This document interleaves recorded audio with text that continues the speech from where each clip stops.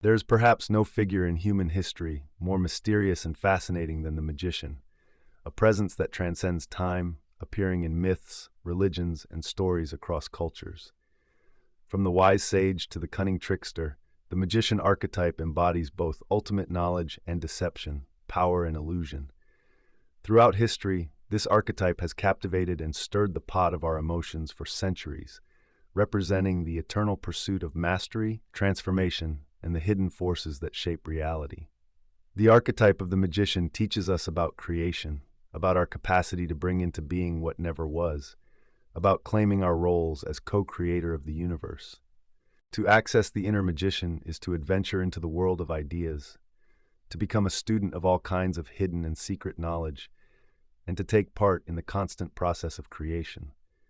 Since the dawn of time, humans have always wondered how to transform one power into another, how to bring into existence what they want and need out of what is available to them. A way to make gold out of stone, a way to heal even the most dangerous of diseases with plants, or in our case, a way to turn metal scraps into humanoid robots through technocracy. Perhaps the best way to describe the magician is as the transformer, the wielder of secrets, one who bends perception, alters fate, and walks the fine line between wisdom and madness, the total personification of wonders. In literature, he often appears as a wise old man, a seer, a hermit, or a madman living far away from civilization and in contact with nature, animals, and the numinous. The magician is one of the dominant archetypes of our individual and collective psyche. Across history, this archetype has appeared in many forms: the sage, the prophet, the oracle, the wizard, the alchemist, the sorcerer, or the trickster. When we think of the magician, we probably think of Merlin, the legendary wizard of Arthurian lore, Gandalf in The Lord of the Rings, or maybe Hermes Trismegistus, believed by some to be the high priest of Atlantis. Even the great spiritual teachers, Christ, Buddha, Muhammad, channeled this energy when they performed miracles, when they made the invisible visible, and when they saw that which was beyond our scope. The magician unlocks the gates to hidden knowledge, drawing wisdom from the esoteric and the occult. He bridges the spiritual and the material, perceiving what lies beyond the veil of ordinary existence. His sight extends beyond the physical, what the English visionary artist William Blake called fourfold vision, a heightened awareness where the infinite is glimpsed in the finite, and even the smallest things carry cosmic significance, where matter and spirit dance as one.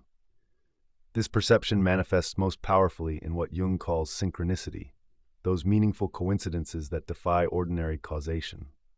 There are many cases of people avoiding terrible accidents by hearing a voice out of nowhere, for example, telling one to get off the road, only for there to be a major accident shortly after, as if one was warned by one's guardian angel, or the dream that precisely foretells tomorrow's unexpected meeting. We have no rational explanation, only the uncanny certainty that the universe whispered directly to us.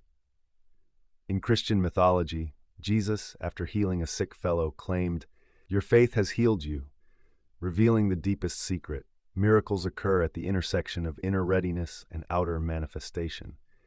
The magician understands this interplay, that consciousness bends reality's fabric. As the Emerald Tablet proclaims, "As above, so below," not as metaphor, but as living truth. The magician is responsible for these seemingly miraculous eruptions into our everyday world of space and time. The magician gives us unexpected glimpses of the transcendent world, offering a numinous experience that temporarily suspends our rational beliefs and our superfluous worries. This profound attunement to the unseen realm, which exists alongside our own but on a different plane of reality or consciousness, grants him an almost otherworldly presence. He is not merely a scholar of mysteries, but a mentor, a guide, a seer, one whose wisdom extends even to kings. In Joseph Campbell's hero's journey, these are the mentors who guide the protagonist from the ordinary world into the special one where transformation takes place. The main function of the magician archetype is to push us to see beyond the surface. They do this by using their intuition to see the relationship between the part and the whole, to reveal the bigger picture which otherwise would be hidden from view. Seeing holistically in this way can transform how we relate to current circumstances, revealing future possibilities and therefore new choices in seeing the world anew. We restore balance and harmony to our lives in place of chaos. In its healthiest expression, the magician uses this power to uphold the core values of freedom and equality, to serve the good of all. In the past, when a king was overtaken by rage and vengeance, seeking to unleash unjust punishment, it was the magician, the keeper of knowledge, the master of measured thought, who stood as his conscience.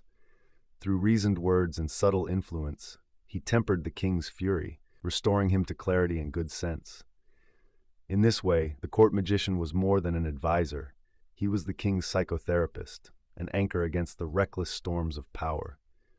But not all rulers listened. Those who ignored the magician's counsel, dismissing wisdom for pride, often fell into despotism, blinded by their unchecked emotions. And in time, their unchecked rule led to their downfall, dragging their empires with them. Yet, though thrones have crumbled and kingdoms have passed into dust, the magician remains, ever present in our collective consciousness. He is the symbol of transformation, the one who stands at the threshold of the known and the unknown, whispering the truths that shape reality itself. The most recognizable magician archetype in modern storytelling is Gandalf from The Lord of the Rings, a figure who embodies both wisdom and supernatural power. He is a sage, gifted with foresight, mastery over unseen forces, and a deep understanding of the hidden workings of the world. Though he does not rule, his influence shapes the fate of kings and warriors alike. He guides Frodo and the Fellowship on their perilous quest to destroy the One Ring. Yet, like all great magicians, he remains a shadowy presence in the background, stepping in only when necessary, disappearing when the journey must be walked alone. The magician archetype stands out as an uncanny, enigmatic, and sometimes even unsettling figure. Gandalf, once known as Olorin, was not born of man but is a Maiar, a being older than time, shaped by the forces of creation itself. A reminder that the magician energy is ancient, predating civilization, embedded deep within the fabric of human consciousness. This is clearly illustrated in a great scene in The Right Stuff, where an astronaut meets some Aborigines in Australia. He tells them about his buddy who is going into outer space, and to his surprise, the Aborigine seems to know exactly what he's talking about. It's an interesting connection between old wisdom and modern technology. We often mistakenly think that we are very different from our ancient ancestors, with our great knowledge and our amazing technology. But the origins of our knowledge and technology lie in the minds of men like the old Aborigines. He, and all those like him in tribal and ancient societies, were accessing the archetypal magician energy. It is the same force that whispered to the first shamans, guided the alchemists, and illuminated the seekers of hidden knowledge throughout history.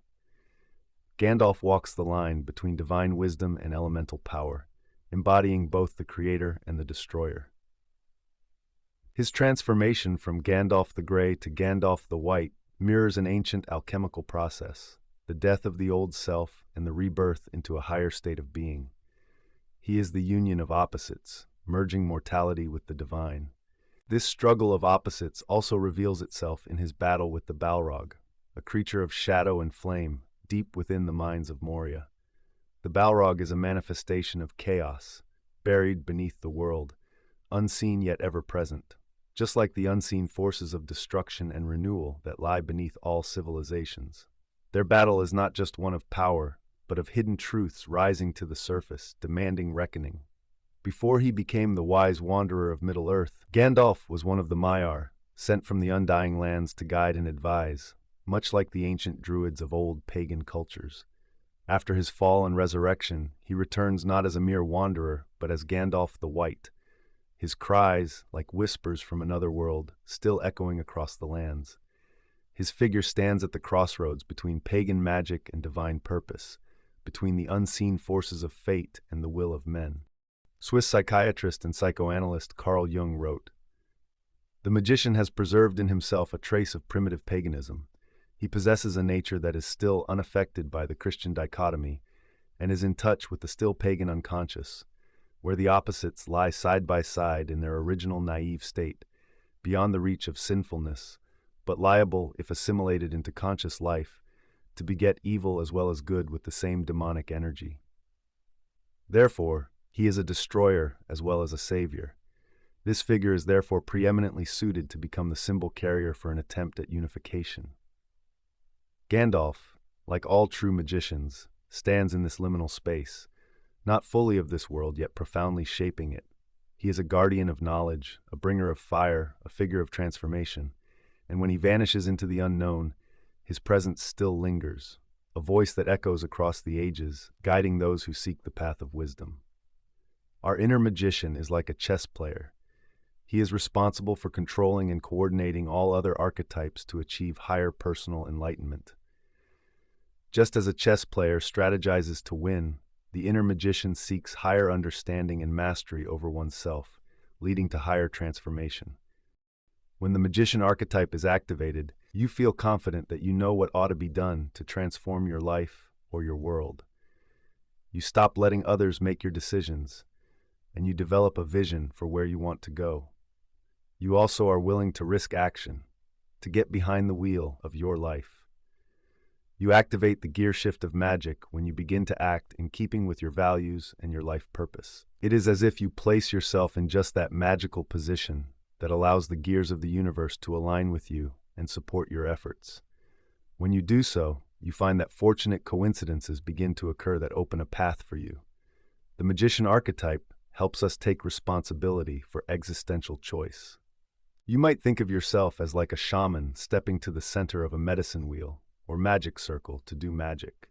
Virtually all magical traditions teach that each individual is a microcosm of the universe.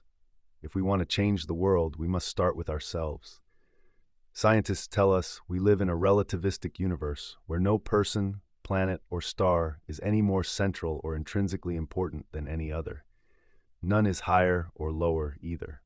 We step into the point of power inside our own magic circles when we act on the knowledge that we have as much right as does anyone else to determine the world's future. The best of contemporary career counseling encourages people to trust that their lives, no matter how difficult they have been, have prepared them to do something only they can do. When you find work that uses all your prior experience, it feels incredibly magical, like you are a puzzle piece dropping into place. As more and more parts find their right spaces, a structure emerges that others can use to orient themselves. In our culture, we tend to seek magical answers and expect them to be easy. Thus, the orphan sees the magician as someone who makes difficulty go away. However, in most spiritual traditions, magical abilities are a result of disciplined study and practices designed to help individuals align their wills with the divine. In the alchemical tradition, the idea of changing lead to gold by a kind of telekinesis, or mind over matter, was not so much about chemistry as it was a sign that the consciousness of the alchemist had become golden as a result of long and disciplined practice. From this perspective, we can think of our difficult experiences as magical potions that help refine our consciousness. When the magician archetype is active in your life, you may sense an inner call to make a difference in the world in ways that might seem risky. You might even feel inadequate to the task. But magicians change history when they refuse to let their own lives and the lives of others be determined by social inertia. Rather, they demand that immediate change take place. Magicians are able to effect seemingly magical change precisely because they do not give away their power. Most of us imagine that other people are driving the fate of the world. The magician archetype demands that we move out of alienation and take the wheel of our own destinies. Another great figure of the magician archetype is Odin, the Allfather of Norse mythology, a god of wisdom, sorcery, and hidden knowledge. He is not merely a warrior king, but a seeker, a shaman, a wanderer between worlds. In his relentless pursuit of wisdom, Odin sacrificed himself, hanging for 9 days and nights upon the world tree, Yggdrasil, wounded by his own spear, without food or drink. At the edge of death, he glimpsed the hidden forces of the universe and seized the runes, symbols of magic, language, and fate. This insatiable hunger for knowledge echoes through time, later embodied in the figure of Dr. Faustus, the scholar who sought ultimate understanding and struck a fatal bargain with the devil. Faust is a scholar who becomes depressed because of the uselessness of human knowledge and turns to magic for discovering the ultimate truth. However, his attempts fail. Frustrated, he no longer wants to live. In his desperate moment, a dog appears which transforms into the devil's servant, Mephistopheles. He tells Faust that he will become his servant on earth and show him the pleasures of life. At first, Faust refuses. Then Mephistopheles makes a wager. If he should ever experience a moment of ultimate bliss on earth, so that he would beg for that moment to continue, he would instantly die and serve the devil in hell. Faust, who believes he cannot lose this bet because he will never be satisfied and thus never experiences the great moment, accepts the deal and a blood pact is made. Ultimately, Faust experiences a moment of bliss and dies. This is the clear description of our inner magician. It is always caught between two worlds, the known and the unknown, the light of discovery and the darkness of forbidden power. The magician, whether god or mortal, is always the one who walks between realms, unlocking the secrets that others fear. Yet, such knowledge comes at a cost. The magician has long been persecuted, for his wisdom threatens established order. In medieval times, magic was labeled heresy, its practitioners hunted as witches and sorcerers. The burning pyres of early modern Europe were not just the destruction of individuals, but an attempt to suppress the shadow of religion, the unknown, the forbidden, the mystical. Alchemy became chemistry, astrology became astronomy. And in the depths of the human mind, what was once called sorcery became psychology, the study of the unseen forces that shape our very being. Despite all attempts to suppress it, the magician archetype endures. It cannot be erased, for it is woven into the fabric of the human unconscious. As Marie-Louise von Franz writes, magic is probably one of the oldest of man's spiritual activities. Whenever a new conscious attitude arises, the old knowledge, the previous attitude, sinks onto the level of magic. Magic is therefore the older form of spiritual and religious knowledge and activity, which has been superseded by a new spiritual religious attitude, and therefore has sunk back into a more unconscious condition. The magician is eternal, for as long as there is mystery in the universe, there will always be those who seek to unravel its secrets. However, one must beware of unearned wisdom. There are no shortcuts to enlightenment. One of the leading archetypes of our time is the sorcerer's apprentice. This archetype is depicted by Goethe. As a sorcerer departs his workshop, he leaves his apprentice to work on chores. The apprentice gets tired and enchants a broom to do the work for him by infusing it with summoned spirits. Things start to get out of control, and the apprentice does not know how to undo his spell. The sorcerer returns and quickly breaks the spell, dispelling the spirits before they could do more damage. The story concludes with the old sorcerer's statement that only a master should invoke powerful spirits. As Goethe famously states, "The spirits that I summoned, I now cannot rid myself of again." The archetype of the sorcerer's apprentice portrays the zeitgeist of the 21st century. Nuclear energy, genetic engineering, cloning, virtual reality, artificial intelligence, etc. We are entering a post-human era, posing new existential challenges to the human condition. We have built a system which we cannot live without, and yet the individual within the system can be done away with. Psychologically, the magician is capable of transforming reality by changing consciousness. He is the archetype of self-realization par excellence. The magician aids us in our lifelong task of attaining a higher level of consciousness and of recognizing that higher power, which is greater than ourselves. We are always in a process of transforming ourselves, others, and the objects and the world around us. For the magician, matter is energy, and energy is matter. As the law of conservation of energy states, energy can neither be created nor destroyed. It can only be transformed from one form to another. The same might be applied to the eternal and immortal soul. Often, everyday people unknowingly use the basic principles of magic and never think they are doing magic.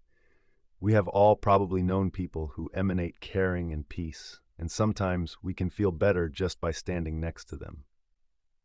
Conversely, we all know people whose inner world is chaotic and desperate, and that inner state affects people around them. The magician has control over the mystical laws, which are mirror reflections of the physical laws. As the Emerald Tablet teaches us, as above, so below, and as below, so above, to accomplish the marvels of the one work. The magician realizes that at a fundamental level, there exists a transcendent unitary world where inner and outer reality coexist, known as the unus mundus, the one world. The magical and sacred plane is not something that is above us and is inaccessible. On the contrary, it is immanent in ourselves, others, and the cosmos. The magician archetype provides a sense of connectedness with the whole, and an understanding that what is within us contains all that is outside ourselves. The microcosm and macrocosm mirror one another. Sometimes the simplest of things contain the greatest magical effect. Our world is full of magic and wonder, for those with eyes to see, and it is up to us to awaken ourselves to the true beauty of life. The order that we establish in our inner world corresponds to order in the external world. Thus, if we want a peaceful world, we must start with becoming peaceful ourselves. As we ourselves become healthier and more alive, each of us sets in motion a ripple effect in others. This expresses a fundamental truth that is shared by almost all the world religions. It is the golden rule: do to others as you would have them do unto you. Love thy neighbor as thyself. In the ancient Sanskrit epic poem, the Mahabharata, it is written, one should never do that to another which one regards as injurious to one's own self. This, in brief, is the rule of Dharma. While Dharma expresses a virtuous life, the principle of karma supposes a relationship of cause and effect, whereby people's actions or deeds influence their future as well as their rebirth. There appears to be a fundamental law of universal equilibrium in nature, so that what you do to others will come back to you, which is the law of karma. That is the divine energy inherent in every human being. As Newton's third law states, for every action there is an equal and opposite reaction. We are not only made to live in harmony with each other, but are also interconnected with each other in a metaphysical sense. The Stoic philosopher and emperor Marcus Aurelius states, "What injures the hive injures the bee." When a man does wrong to another man, they are hurting themselves. What you do to others will come back to you, and this may go beyond our physical existence. In Hindu and Buddhist cosmology, Indra's net is an infinite cosmic net which contains a single glittering jewel in each eye of the net. And since the net itself is infinite in dimension, the jewels are infinite in number. Moreover, if we were to inspect and closely look at one of these jewels, we will discover that in its polished surface there are reflected all the other jewels in the net, infinite in number. Not only that, but each of the jewels reflected in this one jewel is also reflecting all the other jewels ad infinitum. As time moves on, technological inventions may become extensions and replacements of our muscles, our nervous system, our brain, our eyes and ears, and even our reproductive organs, to such an extent that the boundaries between biology and mechanical contraptions have all but disappeared. Materialistic science, in its effort to gain knowledge about the world of matter and to control it, has engendered a monster that threatens the very survival of human existence. Moreover, the stress and excessive demands of modern life, alienation, and loss of meaning in life and of spiritual values has engendered in many people a consuming need to escape and seek pleasure and oblivion. People are slowly being alienated from their bodies, from each other, and from nature. We may discern between the noble art of white magic and the corrupt practice of black magic, for though both wield the hidden forces of nature and the mind, their purposes stand in stark opposition. White magic is the sacred application of such powers in service to the good, guided by selflessness and virtue. It demands a soul of unshaken moral fortitude, for only through inner purity does one attain the illumination necessary to perform deeds of true heroism for mankind. The white magician does not presume himself the source of power, but humbly acknowledges his role as a vessel, a conduit through which divine will may manifest. His work is an act of devotion, for the highest wisdom lies in understanding the sacred bond between man and his Creator. As the Christian doctrine teaches, the fear of the Lord is the beginning of wisdom, and from this reverence blossoms agape, the purest form of love, selfless and sacrificial, devoted wholly to the good of others. Thus, white magic is an extension of this love, a means by which the enlightened may heal, protect, and elevate. Yet when the practitioner strays from virtue, when his heart succumbs to greed, pride, or malice, his art darkens. Magic, once a tool of benevolence, twists into black magic, a perversion of its true purpose, now bent toward domination, suffering, and selfish gain. The black magician seeks not to uplift but to enslave, not to mend but to break. His power is no longer a gift of the divine, but a chain forged in shadow, binding both victim and wielder in corruption. As Jung observed, magic exercises a compulsion that prevails over the conscious mind and will of the victim. An alien will rise up in the bewitched and prove stronger than his ego. This tyranny of the unseen is the hallmark of black magic, wherein the practitioner imposes his own twisted desires upon another, supplanting their will with his own. Such force finds its parallel only in the unconscious, those buried impulses and archetypes that, when unrestrained, overpower reason and morality alike.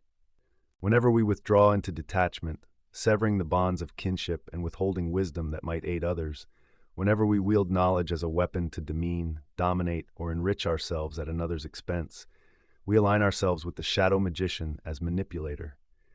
This dark figure hoards esoteric understanding, not to enlighten, but to exploit.